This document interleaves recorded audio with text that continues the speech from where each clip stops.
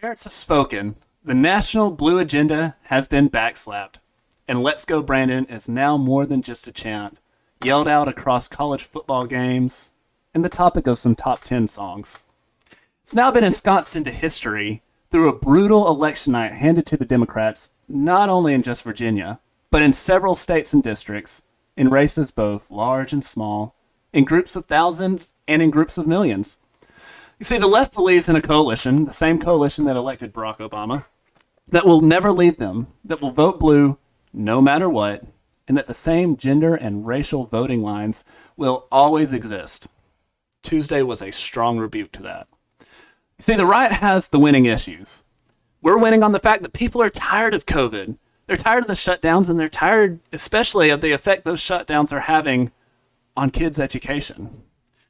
We're winning on parents' choice. Glenn Youngkin won the suburbs of Virginia, not because the women there decided that they were going to be Republicans, but because they care what's happening to their kids' school. They care what they're being taught. They care about what books their kids are reading, and they care about what views their teachers are pushing on their young, impressionable minds. Over the past year, the left has perfectly set themselves up as the party that wants to kill any bit of personal liberty, and the voters decided that they were not going to acquiesce to that tyranny. And the best part? The left refuses to admit what the problem is.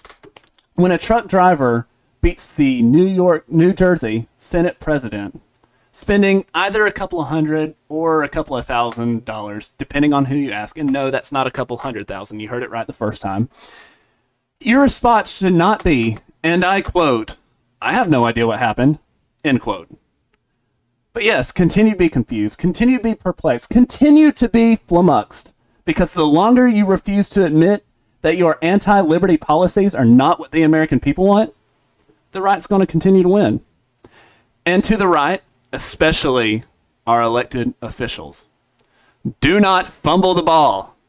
You have the path before you. You know how to win. And you have all of the momentum on our side. Push the initiative and do not fumble the football. Because if you do, we on the right should, maybe pull a Coach Boone. Or did you fumble the football? I did, sir. All right. How many feet are in a mile? How many feet are in a mile? 5,280 feet. You pick this ball up, you run every one of them. You're killing me, Petey. You're killing me. You're killing me, Petey. Actually, come to think of it, if all of our elected officials had to run a mile every year, counting off every step by constitutional amendment, might not be the worst thing to happen.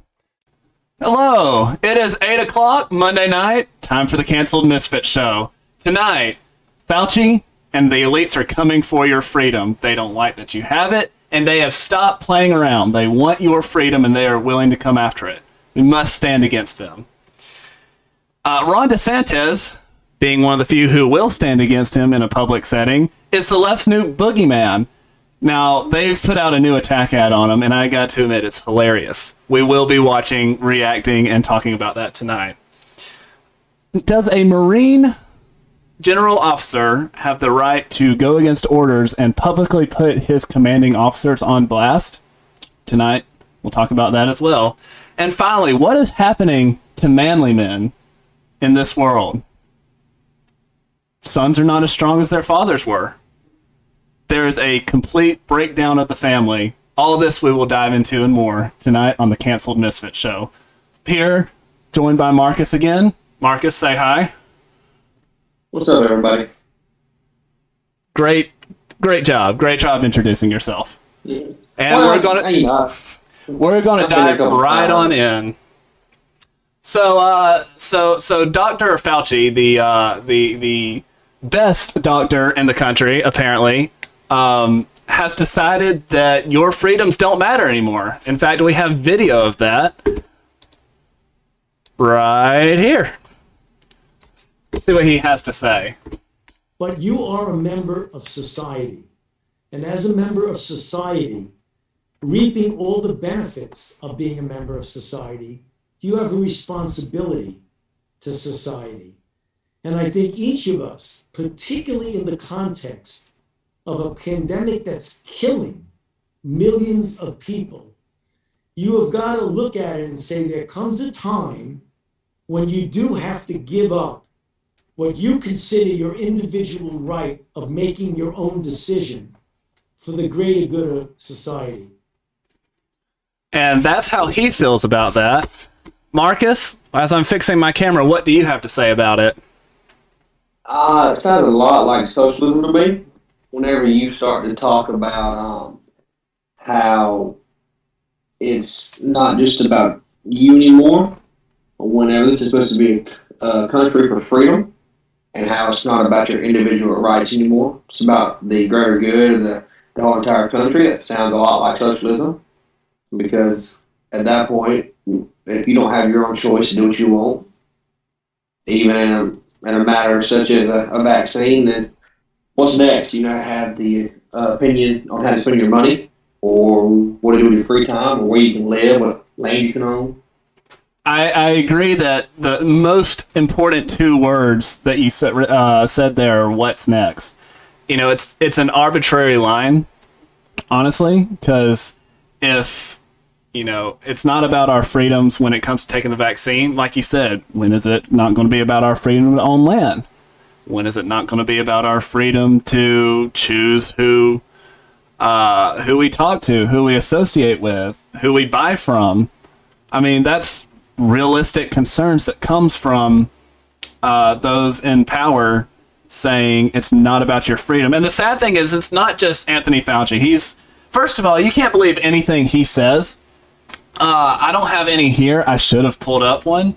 There are supercuts of him going back and forth on every conceivable issue when it comes to the pandemic. Wearing masks, not wearing masks, COVID, vaccines should be mandated, should not be mandated. It's ridiculous. It's like a 10-minute supercut. You can, you know, look it up on YouTube. It's nuts. But he's not alone. A few weeks ago, Arnold Schwarzenegger was this from USA Today, was on a show, and he was asked about it. He said, "There is a virus." No, I'm not going to do that. There's a virus here. It kills people, and the only way we prevent it is get vaccinated, wear masks, do social distancing, washing your hands all the time, and not just to think about, well, my freedom is being kind of disturbed here. Which, you know, that's what most people on the left are saying, and that's kind of comes, you know, in one ear and out the other. The biggest thing is no. He says, no, screw your freedom. Say what? You are the governor of one of the biggest and most powerful states in the union, and you are saying screw your freedom? What? Marcus, does this scare you at all? That the fact that these big names are coming out and saying your freedom does not matter? Who in their right mind can read that and not take offense to it? Because at that point, you know, is guns going to be what disturbs your freedom next, or is the money you make going to disturb your freedom next? And you have to give away your money. You know, it's that what's next person we talked about with the Fauci that's scary more than anything. And this may very well be the Democrats trying to see how far they can go. You know, what can you make the American people do? You know what's scary about him saying that too is he came from, what was it, Austria? I believe that's right. And he came from behind the wall. He came from Soviet Union Eastern Bloc, and so he should know how bad it is for people where the government basically says, you have no freedoms. We control your lives. We control your food. We control your land. I mean, the gulags, the conscription of everything that you need to run your lives. He came from that, and then he can turn around, make it out of that, come to America, be a pretty fun to watch action star, even if you can't understand a word he says. Become governor of the state of California. And then start saying this. I mean, and he's not alone. There's other dinosaurs that are coming out. Howard Stern, and this is not going to be a word for word verbatim of his statement, but he was on a podcast, and he said, "When are we going to stop putting up with the idiots in this country and just say it's mandatory to get vaccinated?" Let's see, curse word, their freedom. I want my freedom to live. I want to go out of the house already. I want to go next door and play chess. I want to go take some pictures. Okay. So let's just unpack that for a second. You want it mandatory to be vaccinated, right? And then you say, but because other people aren't vaccinated, I can't go next door to my neighbor who's probably also vaccinated and probably wearing a mask to play chess. If you want, you could even put the piece of plastic in between your faces if you want to. Like, there's nothing stopping you from doing this, especially with your means. There's nothing stopping you. But yet they come out and they want to take control of some, lives of people who live 2,000 miles away and say, "Hey, you're causing me to not be able to go do this stuff. Shame on you." And I'm just thinking to myself, how does this work? Marcus, please tell me there's some sort of there's some sort of rhyme or reason to this. I know you have a very different view from me on the vaccines, but and so what's your take on this? Well, I don't know if I'd say it's so different. I'm not quite as harsh as you are on some of the subjects, but last I checked, I'm still going out and doing stuff. I'm still going to church. I'm still going to Walmart if I need it. I mean, shoot, Greg, you can set up a date. We can go play chess right now. I'm not scared to do it. And it doesn't need to be internet chess either. Like, no, we can go and talk to each other face to face. We're not scared to do that. But my thing is, why this vaccine? Why is this so mandatory? Why not flu vaccine? The flu good people too. Why is that not mandatory? But on the flip side, because I know we like to look at it from both angles. On the flip side of it, we like to look at rectangles. I've never heard that one. Well, anyways, Sorry, I derailed you for a second. If you could be putting other people's life in danger when I get the vaccine, because it's not about you in a sense, but it's about what about your old lady neighbor, Von Sill, What about her? Is her life important? What if you give it to her, even though she's vaccinated, her body's so weak that she can't fight it off. But if you had the vaccine, which I don't know how great that would be with stopping the spread of it. But I would venture to say, I'm sorry to cut you off, I would venture to say most people who are not vaccinated would not go into that situation. Some would, and you're going to have outliers of anything. But I would venture to say most people, like me personally, I don't wear masks anymore. I hate it. I'm not doing it unless on a military exercise and I'm forced to. Other than that, I do not wear masks. One exception to that is being, like, if I'm going to ask someone, I recently went to the Career Center at the College of Engineering to kind of get a game plan going, and the lady asked me to wear a mask while I was in her office, and I said sure, and I put one on, and the only reason that was being is it was more useful for me to put that on and to do that than to just be like no and not wear it. And I think there's times when all of us have to take some sort of measure, but then again, she was fully vaccinated, so don't really see what her hesitation was. All that being said, I just don't understand why, if you're vaccinated, you care if I am, because you can't get it anymore. I mean, you can, but statistically speaking, it's not going to be bad for you. You're well off. You have the sniffles and you cough once or twice. That's generally how it is after you've been vaccinated. So why do you care if anyone else is? That's the great point with the vaccine that not a lot of people make. Is that people talk about how the vaccine has a great success with preventing deaths, preventing severe illness. But at the same time, they're talking about, oh, everybody's been vaccinated. Why does everybody care so much? Because if you've already got it and the statistics are true, then why does it matter so much?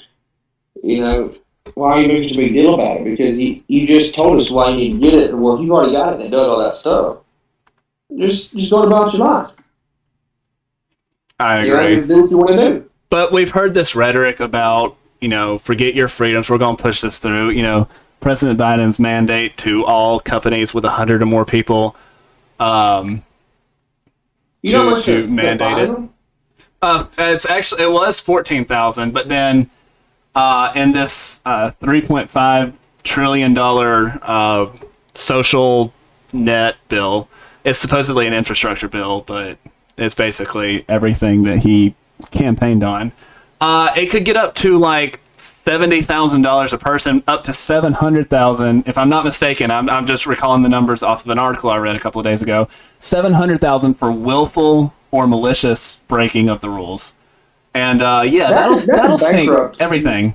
That'll That's a sink bankrupt millions of companies. I agree. It's a power grab, is what it is. So, in case you have been living under a rock and don't know about the Kyle Rittenhouse case, the bare bones about it is that this was a 17-year-old kid who went from where his mom lived in Illinois to where his dad lived in Kenosha, Wisconsin, while there were BLM riots happening.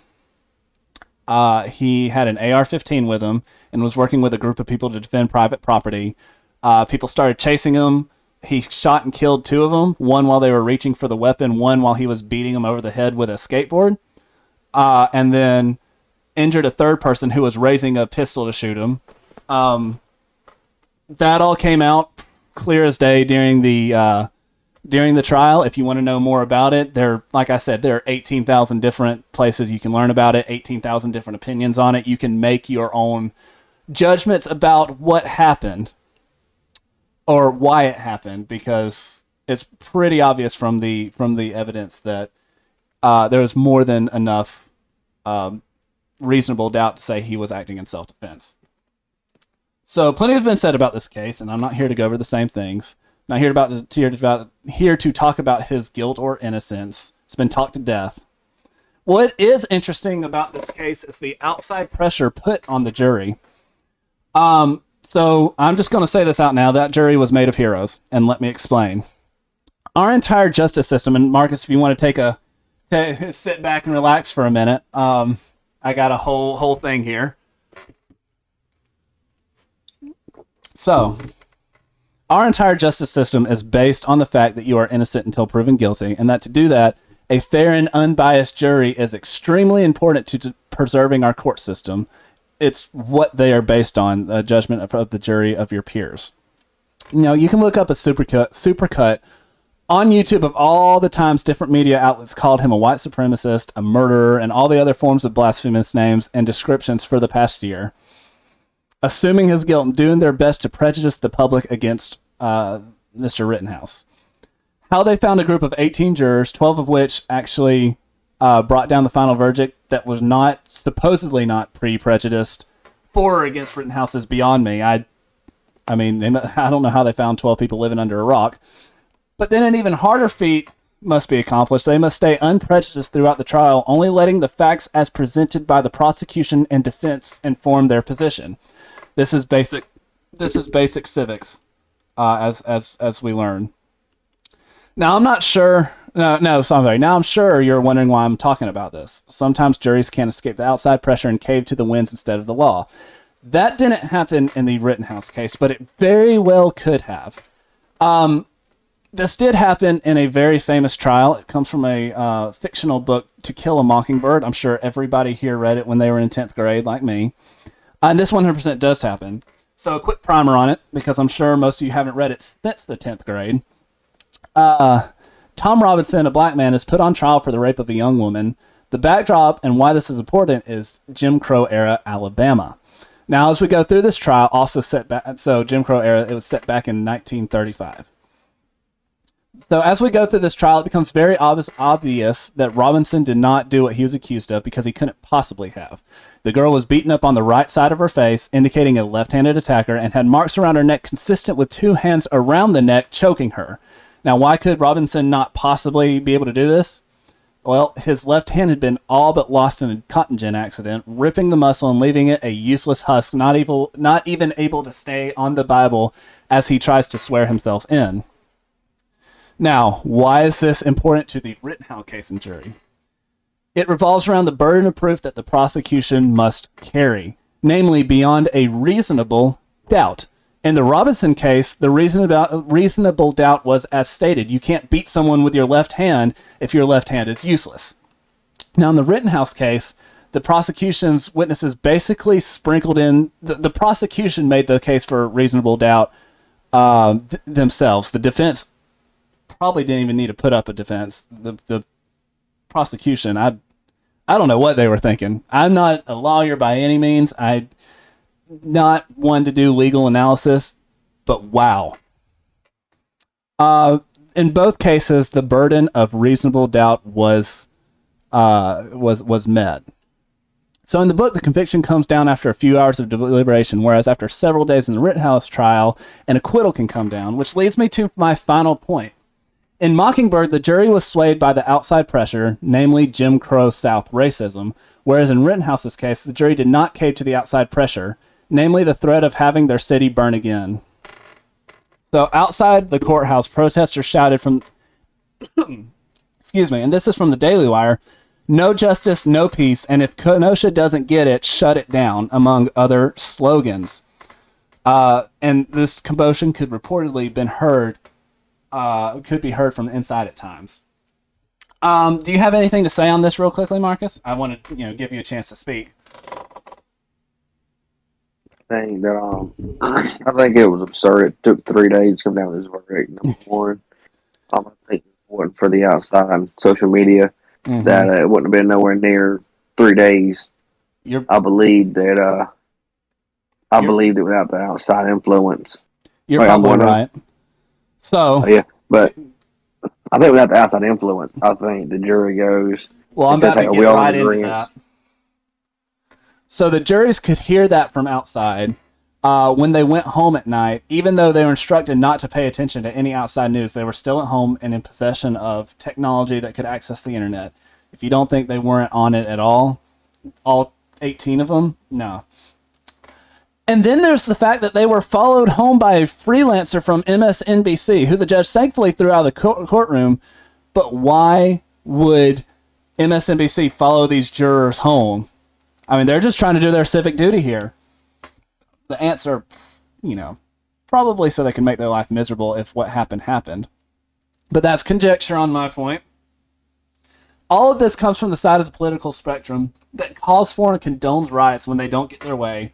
The side that was responsible for the riots that started this whole thing when someone with a arrest warrant against his ex-girlfriend came there with a knife, turned on the police officer as he was trying to get into a car with the kids, and the police shot him, as they should have. So in the book, there's a conversation that Atticus Fitch, the lawyer who represented Tom Robinson, said to his son after the trial, and it said, "You might like to know that there was one fellow who took considerable wearing down. In the beginning, he was raring for an outright acquittal. And then a little bit farther down, if we'd had 2 of that crowd, we'd have had a hung jury. This jury in To Kill a Mockingbird could have been heroes if they had just a little more courage. They could have stood up to the evil pressures that was Jim Crow racism, and it was evil. Now, it might have cost them everything in southern Alabama, but it would have been the right thing to do. And that is why, in the Rittenhouse trial, the fact that the jury put aside the threats of violence, the fact that the mainstream media was trying to follow them home, a sitting congresswoman falsely equating an acquittal to an endorsement of white supremacists shooting at her from behind a hill in Ferguson, which is a whole nother thing. They knew all of that, and they followed the facts to the correct conclusion, and they had the courage to render a just verdict, and that is why they are American heroes. Okay. Whew. Marcus, you got anything? I completely agree, 100%, because when you got one of the guys saying, legit said on stand, yes, I went at Kyle Rittenhouse with the intent to kill him with a gun raised. He admitted to it. Legit said that was my intent, was to attack him. You know, at that point, game over. Self-defense. He literally admitted. Why was that guy not put on trial, by the way? I mean, he admitted under oath that he did things that are illegal. But, you know, we're not ready for that. No, the thing I hate, though, is that the media wants to talk about, oh, Kyle Rittenhouse killed 3 people, yada, yada, yada, but they fail to mention things such as how he was trying to help feed the community by putting out a dumpster fire rolling towards a gas station. So, I mean, they wanted to report on this and that, and the way people have reacted in the media, you know, then those 3 days of deliberation, you got people on Twitter and Facebook talking about, oh, if Kyle Rittenhouse wins, this is our system's failing, yada yada yada, all that stuff. And the fact that they had all the outside pressure, and you know that they saw it. I know you're not supposed to look at that stuff, but whenever it's everywhere, there's no way to avoid it, especially in today's world. Because I'm sorry, but there's no way you're going to find unless a you group of people sequester them. Unless you sequester them away from everything, you're not going to find it. All right, so that's what we had. That's basically the outside. Never heard story we wanted to put out on that. I think that the actual case is talked to death, but I do believe that those jury men and women are heroes for standing up to that pressure.